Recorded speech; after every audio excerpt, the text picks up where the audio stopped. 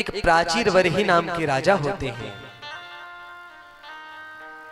जो बहुत से यज्ञ किया करते थे और उन यज्ञ में अनेकों बलि चढ़ाया करते थे।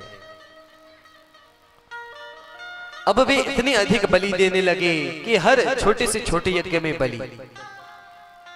जब नारद जी यह देखते हैं तो वे प्राचीर वरही पे कृपा करते हैं, कहते हैं ऊपर देखो। तो जब वह ऊपर देखता है तो नारद जी उसको दृष्टि प्रदान करते हैं। वह देख पाता है कि जितने जीवों को उसने मारा था वे सभी उसका इंतजार कर रहे हैं कि तेरे यज्ञ के कारण, तेरे कारण हमारा वध हुआ है,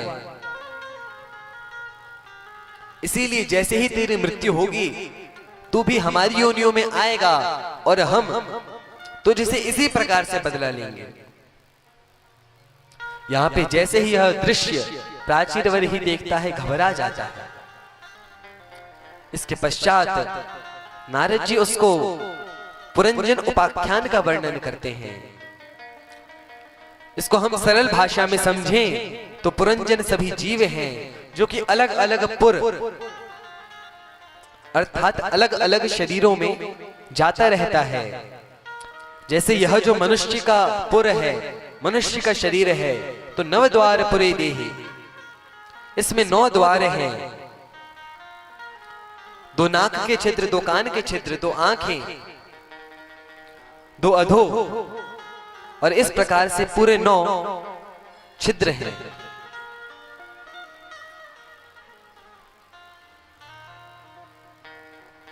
तो इस पुर में अभी हम हैं, पहले कभी किसी और शरीर में थे, इसके बाद यदि हम भक्ति नहीं करते हैं तो किसी और शरीर में जाएंगे। तो हम पुरंजन हैं और पुरंजन के साथ में हमेशा एक व्यक्ति रहता है, और वह कौन है? वह अभिज्ञात परमात्मा है। वे हर जन्म में अलग अलग रूप में हमारे पास आते हैं। वह अभिज्ञात परमात्मा इस जीव का कल्याण करने के लिए गुरु के स्वरूप में निराकार बना के आते हैं। इसीलिए शास्त्रों में कहा है, बंदो गुरुपद कंज कृपा सिंधु नर रूप हरि, महामोह तम पुंज जासु वचन रवि कर निकर। बंदो गुरुपद कंज कृपा सिंधु नर रूप हरि, मनुष्य के आकार में स्वयं भगवान आते हैं।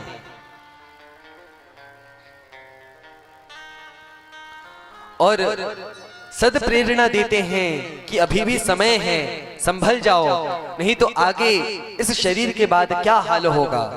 वह बार बार भगवान गुरु के माध्यम से हमें समझाते हैं।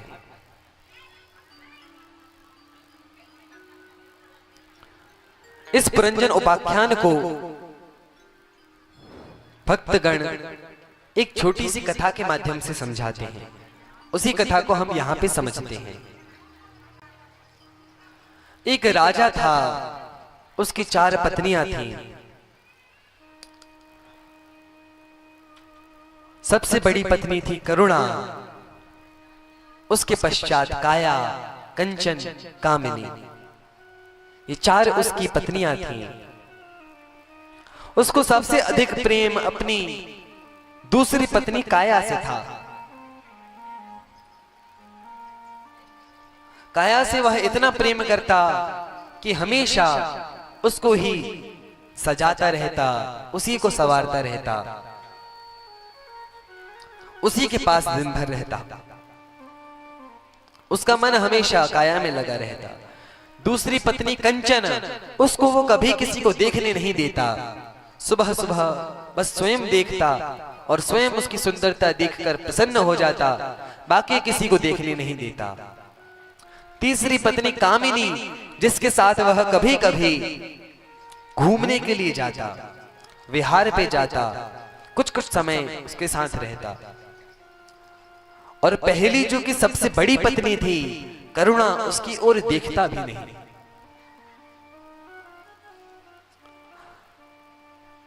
अब अंत सबका आता है। जब उसका मृत्यु काल निकट आया तो वह जो राजा था, जब वह मर रहा था, यमदूत उसके समक्ष खड़े थे। तब वह अपनी पत्नी काया से कहता है, अरे काया, मैं मर रहा हूं, वहां मैं किसी को नहीं जानता, तुम तो मेरे साथ चलोगी ना? मैं तुम्हारे साथ हमेशा रहता था। तब काया कहती है कि महाराज, मैं आपके साथ नहीं जाऊंगी, आपके मरने पर मैं स्वयं सती हो जाऊंगी, लेकिन आपके साथ नहीं जाऊंगी।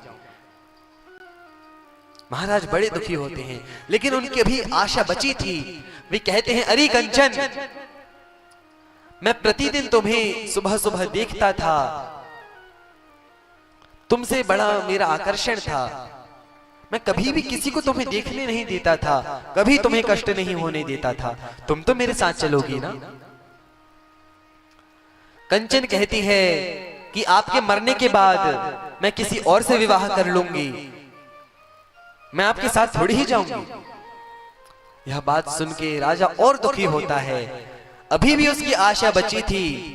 वह कहता है कामिनी से कि अरे कामिनी, तुम तो मेरे साथ चलोगी ना?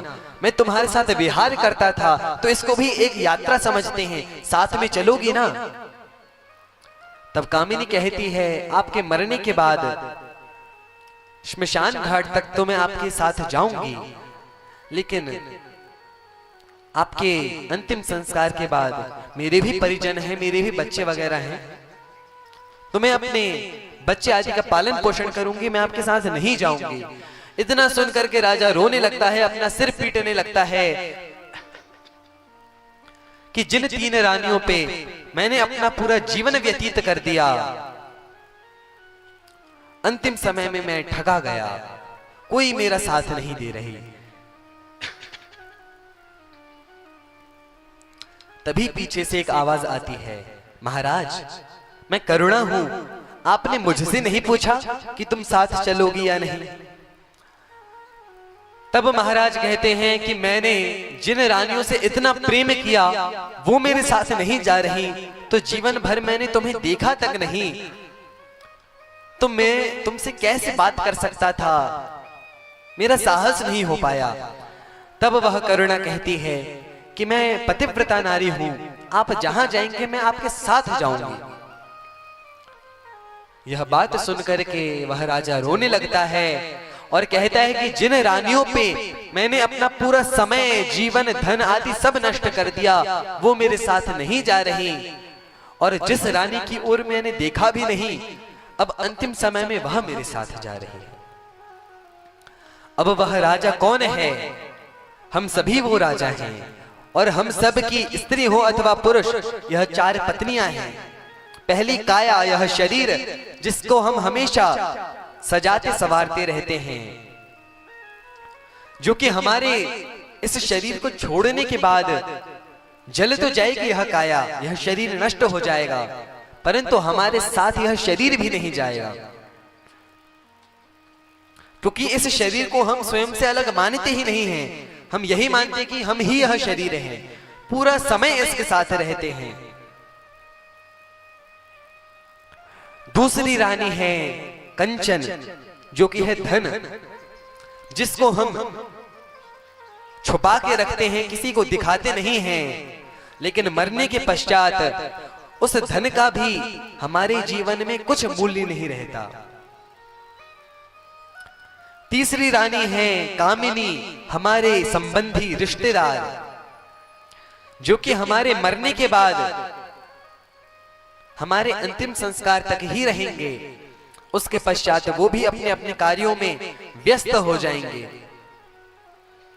लेकिन अंतिम रानी जो करुणा है, वे स्वयं भगवान हैं, हमारे अंतरात्मा भगवान। हम जिस भी शरीर में जाते हैं तो आत्मा के अंतर्यामी भगवान हमारे साथ ही जाते हैं, कभी साथ नहीं छोड़ते, और हम कृतज्ञ भगवान का उपकार नहीं समझते, और पूरे जीवन भगवान का कभी स्मरण नहीं करते हैं।